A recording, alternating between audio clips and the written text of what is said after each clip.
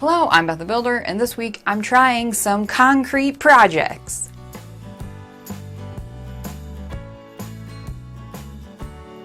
Alrighty, so I have several concrete projects I want to try, and this time I'm going to try about 3 and see how it goes. I have a 60-pound bag of Quikrete, man, that's hard to say, cement mix that already it's a high strength. It already has aggregates in it, which are like large stones or pebbles or sand. The ratios, it just depends on like what you're doing with the concrete.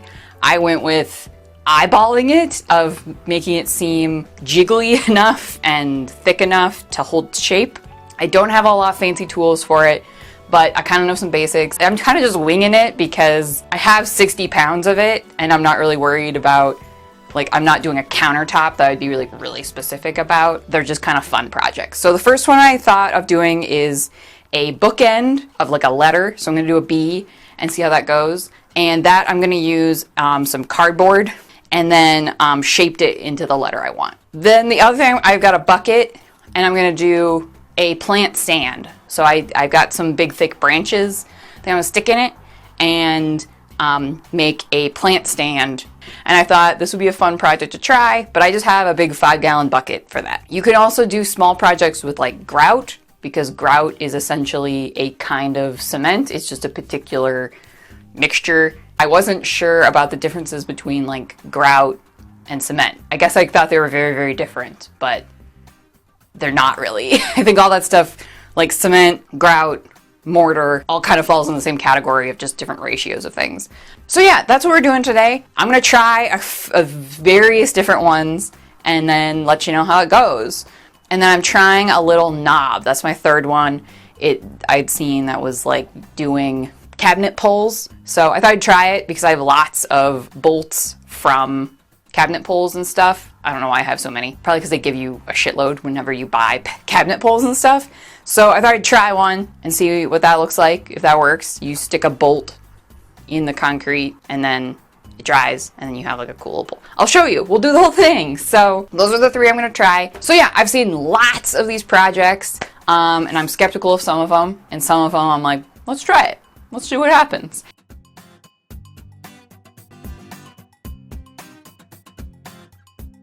Alrighty, so it's been 24 hours. Everything is pretty much set. And tips and tricks, what I learned from these couple concrete projects. So let's do that. Because boy howdy, I have opinions. First of all, I think I did try a couple with this unsanded grout with polymer that I had. I've had this for a long time. I got it to do chalk paint, but I thought I would try it because it is white, and I thought I'd try this as something different versus the heavy hardcore concrete, just to see. And it's white, so I did a couple cabinet pulls and then a little picture holder thingy where I put paint in it to just see as an experiment. And yeah, I like how that turned out. Seems fine. I feel like the grout for small projects, especially if you want like a really light color, is probably the way to go because you can get it in different colors. This is white, so it dries really pale.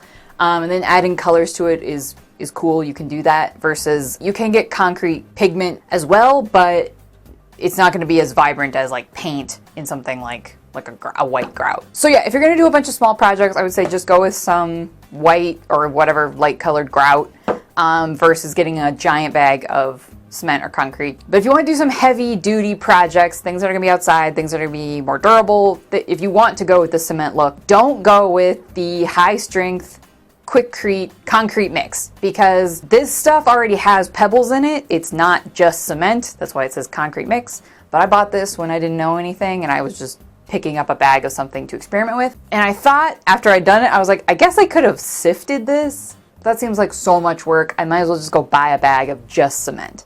And as far as I understand the difference of these two things, so concrete is really the thing that's like on sidewalks, driveways, etc. Cement is just a thing that goes into mixing to make concrete. That's like really simplified. Cement is just a thing that you use to make concrete along with rocks and sand, etc. If that makes sense. So all the ratios of these things, it just depends on what you're doing. So honestly, I don't think I would ever go with this again because it has so many pebbles in it and it's not great for small projects. I think, like, I don't have a problem with it using it for some cool, like, stepping stones, like a plant stool, anything like that that's just gonna be outside and it's a bigger project. I think this is fine for it because it is really, really durable. It's just like add water, really, really simple. But for anything small, like my first drawer pull that I did, the pebbles just make a really funny texture in something this little. So that's not what I would recommend for small things. I would recommend something like the grout or just plain cement mix that then you mix with water to get the right substance. That's where one of my complaints comes in. Why the fuck is it so hard to find ratios of this stuff? All of these crafty blogs that I saw about doing these cement projects, it's like they're keeping it a secret. Like, what kind of cement did you use? How much sand did you add? If you added sand, because you're claiming you did, how much water did you use? How many parts to parts of cement or concrete, or what the fuck? Why is it so difficult for you to tell me what you did? It's like, it's a big secret. I had read a thing where they were honest, actually, about they eyeballed it to being the texture of like pudding, like being jiggly enough, but also not too dry, not too sloppy.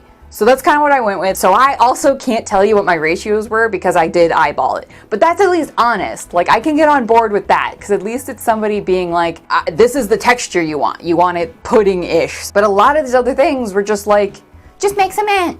And this is where I think I've been pretty critical of Pinterest and crafty DIY. And they're just like, look at this amazing project I did. It like cost me $7. And they're like, well, how did you do that?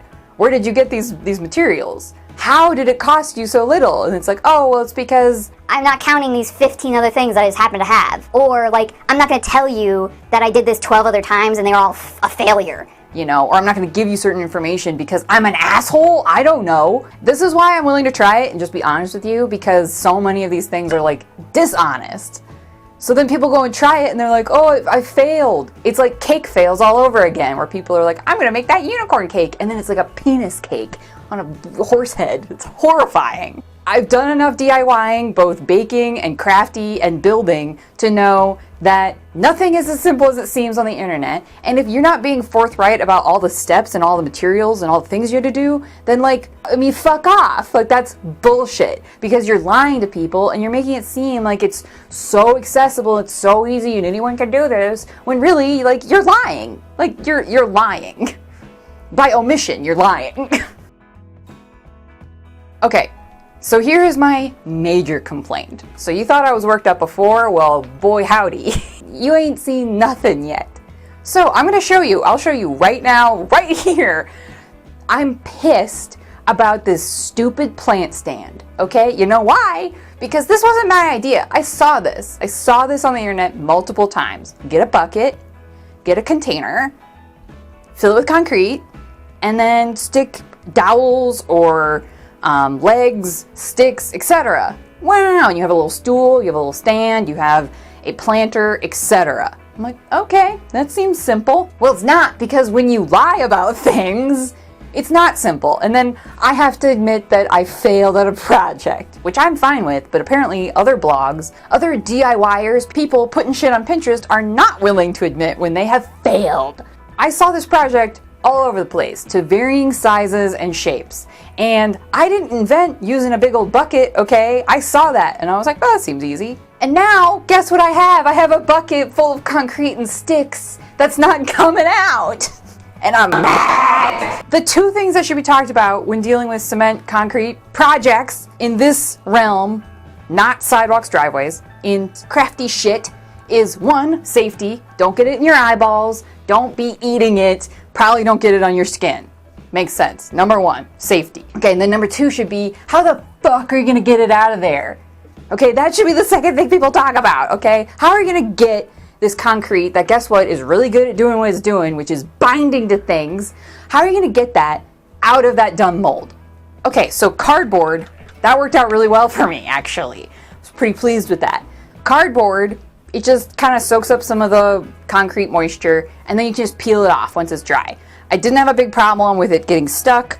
It just peeled away. That seemed fine. But when you're dealing with plastic things, I thought about it. I was like, how are we going to get this out of there? Because silicone, sure, yeah, it doesn't want to adhere to that because of what a silicone mold would be. But like just a plastic bowl or a container or something, how the heck are you supposed to get that concrete out of there? And no one was talking. They were just like, you just like take it out. And I'm like, okay. So I lubricated my bucket with Vaseline because that makes sense to me. I saw it mentioned on maybe 2 things. It was like using mineral oil or some kind of oily thing. And I was like, that makes sense to me. I'm going to do that. But then other ones, like they didn't even talk about it. Like it was never mentioned. How do you get that concrete, which is doing its job, out of that thing? And it's just like, oh, I don't know. Lies! Lies! Because now I have a bucket full of concrete that's not going anywhere. So what the fuck? And like 1 or 2 of them was like mineral oil, optional. I'm like, optional? How is it optional? Like, what are you talking about? I can't believe how many of them just glossed over the fact that concrete is going to want to adhere to whatever it's in contact with. Like, I don't understand. And sure, if it's like a flexible mold, like a plastic bowl that's you can flex, you could probably squish it enough to pop the concrete out of. But a lot of them were using harder plastics, and then they never even mentioned like, hey, you're gonna want to like make sure you put some kind of barrier between. So now I have a bucket full of concrete. I've ruined a bucket. I will only take partial responsibility for this because, I mean, A, I did think about it, but I was like, well, I mean, maybe it'll be okay. I mean, I did put some kind of barrier in there. And 2, it was just like not talked about. People are gonna try these things and then feel like dummies, like feel like failures. But like you're putting a thing out there like a project and you're making it seem so easy and no big deal. And then you're leaving out a huge thing that will totally trip people up. I did think about it and it still ended up kind of fucking me over. So I can't imagine someone who's just like, oh cool, I'll do that. And then they see a picture and they're like, I'll just pour some concrete in a bucket. And they don't even think about it and they're like, oh, now I have a bucket full of concrete. What the fuck? And they feel like they did something wrong, when really it's your fault for not disclosing all of the steps that you went through to do this thing. So I feel like we learned some stuff. Now I know. I have a big old list of other projects I'd like to try, and I think, having done this, now I know what to do and what not to do. And now you know, okay? So when you see DIY projects on Pinterest, it's the biggest culprit, or somewhere, just think about me being so angry, okay? And just think to yourself, is that really as easy as they're making it seem? Because the answer is probably no, and then maybe you'll not have to go through a series of failed projects because you followed a dummies blog on the internet. So, I mean, I've run into this before with various different crafty things, building things, etc. Specifically with Pinterest, I have a whole board that's called Pinterest, You're Out of Control. And it's DIY projects that are just like, what? It's wild. So I'll put some samples up here. Alrighty, so I think that's gonna do it for this week and cement projects. I think we'll just kind of pump the brakes on any more of those. Yeah, I promise I'll keep being honest with you guys about what things go well, what things don't, because I'm not one of those dumb crafty blogs that's gonna like make it seem so easy. You can just like do that. Whatever, guys. It takes like no time at all.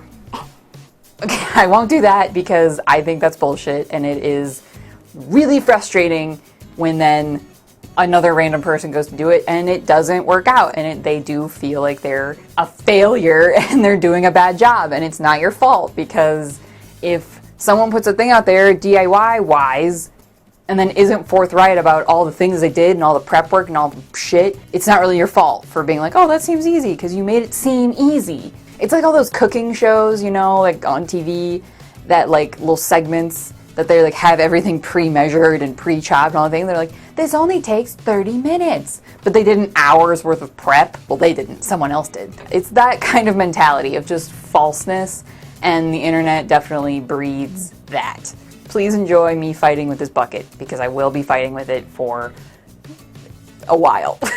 So, thanks for watching. I will end up doing more concrete projects in the future, and I'm hoping they will go better, because this is kind of the first trial. Give me a like, subscribe, check out my Etsy shop where you can buy Beth the Builder things and support me. Otherwise, I'll have a new video next week, and thanks for watching.